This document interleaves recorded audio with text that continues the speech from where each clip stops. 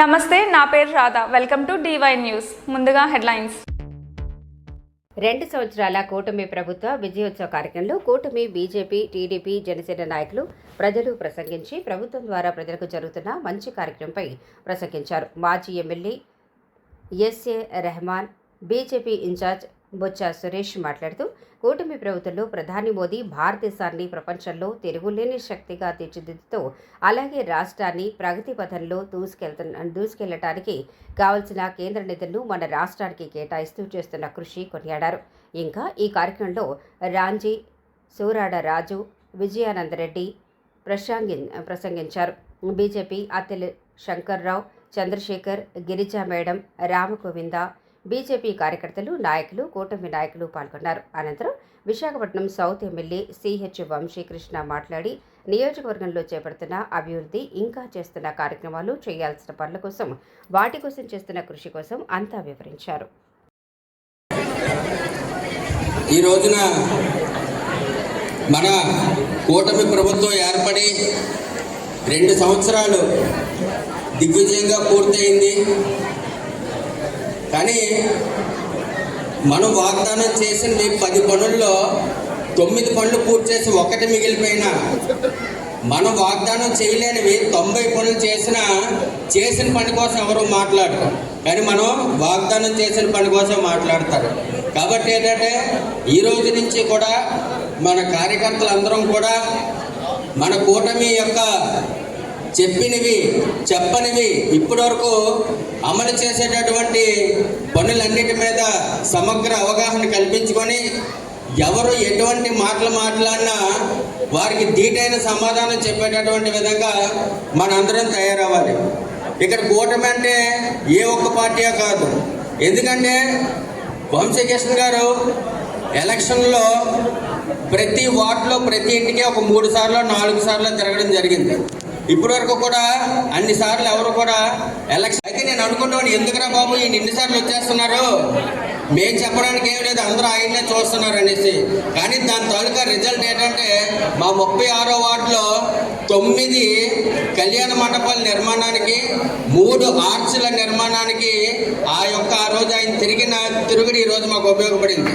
ఎందుకంటే ఆయన తిరిగినప్పుడు ఎక్కడైనా సరే ఒక 15 గజాలు 20 గజాల జాగాలో డెబ్రిస్ వేసి రద్దుకొని జాగాని ఆయన నోట్ చేసుకున్నాడు. తర్వాత చూస్తే ఏంటంటే రామ్ కుమార్ మీ వార్డులో పలానా దగ్గర శంకుస్థాపన అవుతుందిరా, శంకుస్థాపనకి వెళ్ళి మళ్ళీ ఇంకో శంకుస్థాపనకు వచ్చినప్పటికీ ఆ బిల్డింగ్ ఓపెనింగ్ అయిపోయింది. అంటే అటువంటి త్వరితగతిన మన యొక్క సమస్యలన్నీ తీర్చడానికి ఎలాగైతే రాజుకి పట్టాభిషేకం చేసే ముందు ఎలాగైతే రాజ్యం అంతా పర్యటిస్తాడో ఆ రకంగా చేసినటువంటి వ్యక్తి, ప్రతి ఒక్క కార్యకర్త యొక్క మనోభావాలు తెలిసినటువంటి వ్యక్తి ఈరోజు మనకి ఎమ్మెల్యేగా ఉండడం నిజంగా ఆయన గొప్పతనం, మంచితనం కాదు, మనందరూ అదృష్టం. ఎందుకంటే ప్రతి ఒక్కరిని పేరెంట్ పిలవగలిగిన వ్యక్తి, ప్రతి ఒక్కరిని కూడా భుజమే చేసుకోగలిగిన వ్యక్తి, ప్రతి ఒక్కడు ఆయన మరి చిన్నప్పటి నుంచి అంతనేమో నాకు తెలియదు, కానీ ఎవరికి నో అని పదం ఎప్పుడు చెప్పలేదు. అది కోరిక చిన్నదైనా డన్నే, పెద్దదైనా డన్నే. మరి ఎవరికి కూడా ఇప్పటి వరకు నో అనలేదు. మరి ఆ నాలికకి దుమ్ము లేదు అనడానికి ఇది ఒక నిదర్శనం. అలాగే మరి ముఖ్యంగా నేను వంశీకృష్ణ శ్రీనివాస్ గారికి ముఖ్యంగా ఒక చిన్న విషయం చెప్పి ముగిస్తాను. నేను డాబా గార్డెన్స్ రోడ్లో వెళ్తున్నప్పుడు నాకు ఒక చిన్న ఇబ్బంది జరిగింది. నాకు చిన్న ఇబ్బంది జరిగినప్పుడు నేను ఒక్కడే ఉన్నాను రోడ్డు మీద. అప్పుడు మన లుక్స్ గణేష్ అలాగే మన తెలుగు అర్జున్ వీళ్ళిద్దరూ కూడా వచ్చి నాకు ఎవరైతే చిన్న ఇబ్బంది పెట్టాడో వాడు తనకు ఓనర్ వచ్చి నాకు సారీ చెప్పించినంత వరకు కూడా వాళ్ళు అక్కడి నుంచి కదలలే, కనీసం టీ కూడా తాగలే. కాకపోతే ఏంటంటే ఈ రోజున చాలా సందర్భాల్లో, చాలా సన్నివేశాల్లో ఈ పత్రికల్లోని లేకపోతే కూటమిలో మనం 2 సంవత్సరాలు చాలా విజయవంతంగా ఎంతో అభివృద్ధి ప్రదంలోని మన రాష్ట్రాన్ని నడిపించి రాష్ట్రాన్ని, ముఖ్యంగా మన విశాఖపట్నాన్ని ప్రపంచ మ్యాప్లో నిలబెట్టాము. మనం దీని గురించి మనందరూ కూడా అభినందనీయులవి. మనందరికీ కూడా మనం కంగ్రాచులేషన్స్ చెప్పుకోవాలి. దీనికి ముఖ్యంగా నరేంద్ర మోదీ గారు అలయన్స్లో ఉండి మనం ఒక్క విశాఖపట్నంకే 14 లక్షల కోట్లు శాంక్షన్ చేశారు. చాలా పెద్ద పెద్ద కంపెనీలు అంటే గూగుల్ కంపెనీలు, ఆర్సెల్ కంపెనీలు, చాలా కంపెనీలు మన విశాఖపట్నంకి వచ్చాయి. ఇప్పుడు ఈ టైంలోనే, ఈ 2 సంవత్సరాల్లోనే భోగాపురం ఇంటర్నేషనల్ ఎయిర్పోర్ట్ కూడా వచ్చింది. దీనివల్ల ఇన్ఫ్రాస్ట్రక్చర్ చాలా బాగా డెవలప్ అయింది. డెవలప్ అయ్యడం వల్ల మనకి విదేశాల నుండి చాలా కంపెనీలు మన విశాఖపట్నంలో పెట్టుబడి పెట్టడానికి సుముఖంగా ఉన్నాయి, ఆసక్తి చూపిస్తున్నాయి. దీని అంతటికీ కూడాను మనం నరేంద్ర మోదీ గారిని, చంద్రబాబు నాయుడు గారిని, మళ్ళీ జనసేన నాయకులైన పవన్ కళ్యాణ్ గారికి కూడా మనందరూ కూడా ఎంతో కంగ్రాచులేషన్స్ చెప్పి వాళ్ళకి ఎంతో అభినందనలు తెలపాలి, ఎంతో నమస్కారాలు చేయాలి. నాకు 2 నిమిషాలే టైం ఇచ్చారు కాబట్టి నేను 2 నిమిషాలు మాట్లాడాను. అందరికీ నమస్కారం అండి. చాలా చాలా ధన్యవాదాలు. ప్రతి ఒక్కరు కూడా గుర్తున్నారు. ఎక్కడ నడిచామో, ఎక్కడెక్కడ తిరిగామో అన్న విషయం కూడా నాకు అన్ని గుర్తున్న విషయాలు కూడా మీకు ఒకసారి తెలియజేసుకుంటూ, ముఖ్యంగా మీరు కూడా చెప్పాలి. ఈ మధ్య కాలంలో కొంతమంది విమర్శలు చేస్తున్నప్పుడు దానికి ఆన్సర్ చేసే విధంగా మీరు కూడా ఉండాలనే విషయాన్ని మీరు గుర్తుపెట్టుకొని, ముఖ్యంగా మనం ఇవాళ మన నియోజకవర్గం పరిధికి వస్తే ఆర్కే పిచ్చి దగ్గర నుంచి స్టార్ట్ అయితే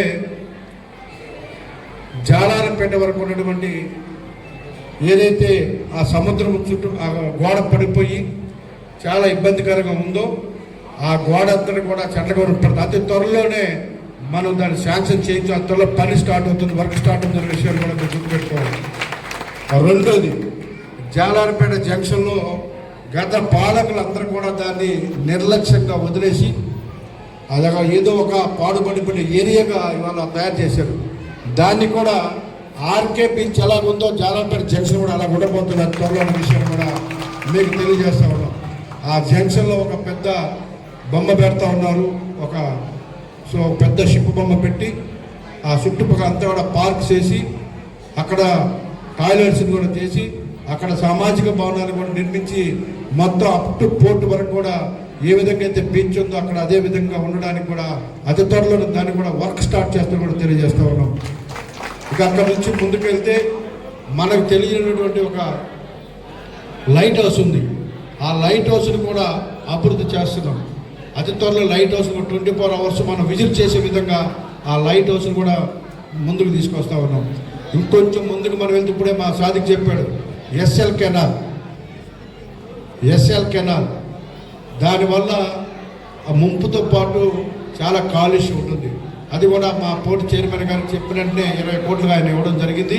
అది కూడా పర్మిషన్ కోసం, టెండర్ పర్మిషన్ కోసం గవర్నమెంట్కి వెళ్ళింది. ఈ మంత్ ఎండింగ్ కల్లా అది కూడా టెండర్ వేస్తారనే విషయాన్ని కూడా మీకు తెలియాలి. మేజర్ వర్క్ మనకు అది 20 కోట్లతో ఆ వర్క్ కూడా మనం స్టార్ట్ చేస్తూ ఉంటాం. దాని పక్కనే ఎప్పుడో మన పాత కలెక్టర్ ఆఫీస్ ఉంది క్వీన్ మేరీ పక్కన, దాన్ని కూడా అతి త్వరలోనే టెండర్ పిలిచి దాని యొక్క చరిత్రను తెలిసే విధంగా మన ముందుకి దాన్ని కూడా మన ప్రజలందరూ కూడా చూసే విధంగా మన హిస్టరీ విశాఖపట్నం యొక్క చరిత్రతో తెలిసే విధంగా మనం దాన్ని కూడా తయారు చేస్తూ ఉన్నాం. అలాగే ఈ మధ్యలో మనకి ఇంకోటి హెచ్ఆర్డీ భవన్ కింద ఇచ్చున్నారు టౌన్ హాల్ని కూడా అతి త్వరలో టెండర్ వేయించి ఆ ప్రాంతం అంతా కూడా మ్యారేజ్లు కానీ లేకపోతే చేసుకునే విధంగా ఆ టౌన్ హాల్ని కూడా మనం నిర్ణయం తీసుకోవడం జరిగింది. ఇక పాత పోస్ట్ ఆఫీస్ జంక్షన్ మొన్నే నేను కమిషనర్ గారు మన కూటమి నాయకులు అందరూ కూడా విజిట్ చేశాం. ఆ పాత పోస్ట్ ఆఫీస్ జంక్షన్లో మనం ఒక ఎంఆర్ఓ ఆఫీసు, ఒక సబ్ రిజిస్టర్ ఆఫీస్ కూడా మనం ఒక నిర్మిస్తూ ఉన్నాం, పాత ప్లేస్లో నిర్మిస్తూ ఉన్నాం అనే విషయాన్ని కూడా మీకు తెలియజేస్తున్నాం. అలాగే ఆ జంక్షన్ కూడా సుమారు 2 జంక్షన్లు ఉన్నాయి. ఇక్కడ క్వీన్ మేరీ జంక్షన్ ఒకటి, పాత పోస్ట్ ఆఫీస్ జంక్షన్. ఆ 2 జంక్షన్లు కూడా 3 కోట్లతో అభివృద్ధి చేస్తున్న విషయాన్ని కూడా మేము దృష్టికి తీసుకొస్తున్నాం. ఇకపోతే జనతా బజార్ కొంచెం ముందుకెళ్తే జనతా బజార్ ఆల్రెడీ ఒక బ్లాక్లో వచ్చి టెండర్ వేస్తూ ఉన్నాం. ఒక బ్లాక్ టెండర్ వేసాం, రేపు కానీ నెల్లు కానీ శంకుస్థాపన చేస్తాం. అలాగే పూర్ణ మార్కెట్ని కూడా సెంట్రల్ గవర్నమెంట్ ఫండ్తో పూర్తి స్థాయిలో పూర్ణ మార్కెట్ని కూడా మనం నిర్మిస్తూ ఉన్నాం. అలాగే కోర్టు స్టేడియంకి ఒక పక్కంతా ఒక 10 ఎకరాల ల్యాండ్ ఉంది.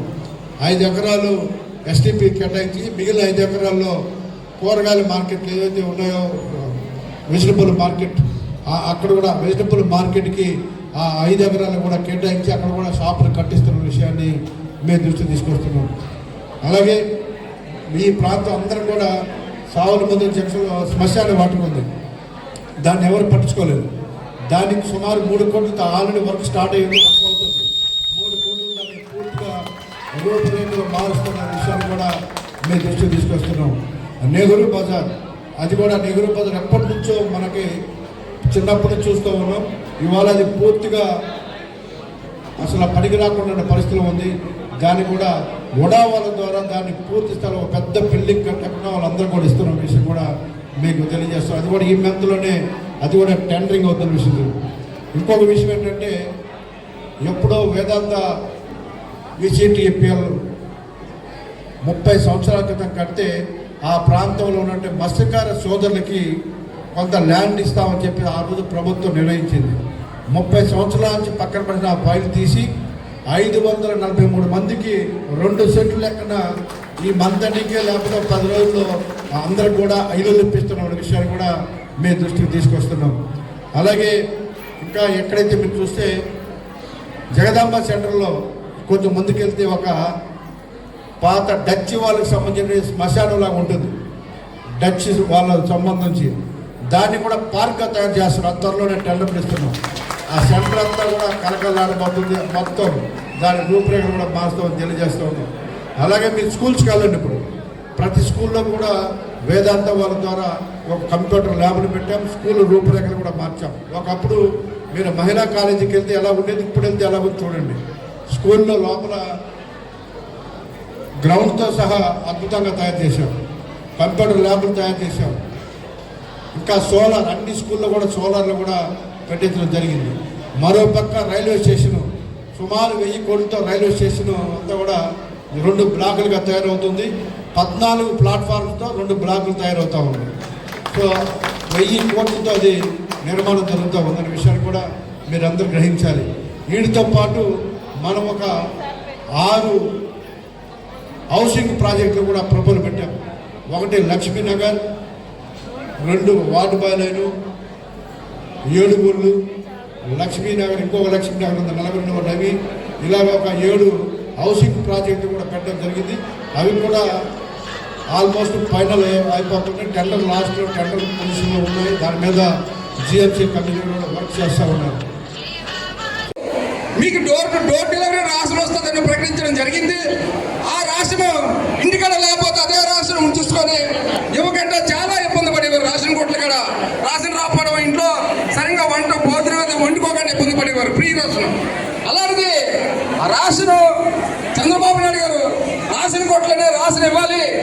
ప్రతి మనిషికి పనికి వెళ్ళి వచ్చినా ఎప్పుడు వచ్చినా రాషన్ కొట్లకి వెళ్ళి రాషన్ తీసుకోవాలని నారా చంద్రబాబు నాయుడు గారు, పవన్ కళ్యాణ్, నరేంద్ర మోడీ గారు ఎప్పుడు ఇచ్చిన హామీలన్నీ ప్రతి రాషన్ కొట్లో రాషన్ ఇవ్వాలని కార్యక్రమం విశాఖపట్నం జగదాంబ జంక్షన్, రాములవారి కోవిలి, అంబికాబాగ్ జంక్షన్లోని 2 సంవత్సరాల కూటమి ప్రభుత్వ విజయం కార్యక్రమం. D Y news reporter Ramagovind.